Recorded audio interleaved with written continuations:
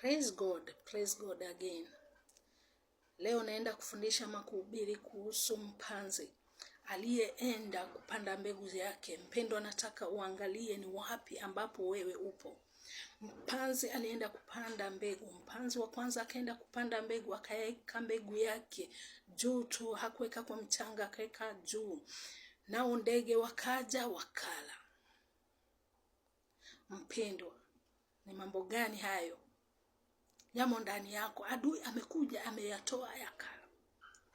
Maana mbegu ikisha kuliwa na ndege itamea kweli? Haitamea. Mpanzi wa pili alienda akaweka mbegu yake, akapata kuna rutuba kidogo, akaenda ile mchanga ilikuwa kidogo, akaenda akapanda pale. Mbegu yake ikapata karutuba kidogo, ikamea. Na ilipomea jua ikawaka. Ilipowaka ilichoma ikamaliza, maana haikuweza kuwa na mahali ambapo itaweza kuweka mizizi yake. Ni mambo gani katika maisha yako hayawezi kuwa? Ni mambo gani hayo? Chunguza, peleleza ndani ya moyo wako. Chunguza ni mambo gani ambayo hayakui. Wewe unaojiona uko hai, lakini kuna mambo ambayo hayakui ndani ya maisha yako. Angalia. Mpanzi mwingine akaenda akapanda mbegu yake, ikaanguka katikati ya miiba. Yes, kulikuwa na mchanga, lakini mbegu yake ilipomea, ilimea katikati ya miiba. Mpendwa, nataka ufahamu kwamba miiba, ukiwa katikati ya miiba, lazima yatakuwa yakikudunga dunga. Kwa hivyo huwezi kuwa ukiwa katikati ya miiba. Ni mambo gani umezungukwa nayo? Ndugu yangu, dada yangu, ninaona kwamba unajaribu kutoka katika mambo fulani, lakini ukitaka kutoka unadungwa. Maana umezungukwa na maadui, miiba. Umezungukwa na mambo mengi ambayo yanakuandama katika maisha yako. Umezungukwa na maadui, umezungukwa na waganga, umezungukwa na wachawi, umezungukwa na mateso. Ukitaka kutoka yanakudunga. Hapo ndipo mpanzi alienda kupanda. Alipanda mbegu yake katika miiba.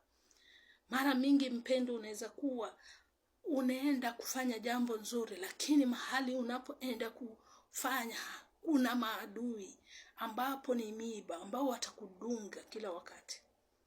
Unafikiria unafanya kitu, lakini kuna maadui wako mbele yako wanataka kukumaliza. Tuangalie huyu mpanzi wa mwisho. Huyu mpanzi wa mwisho ni alienda akapanda mbegu zake kwa udongo mzuri, na mbegu yake ikatokea vizuri, ikamea na ikazaa sana.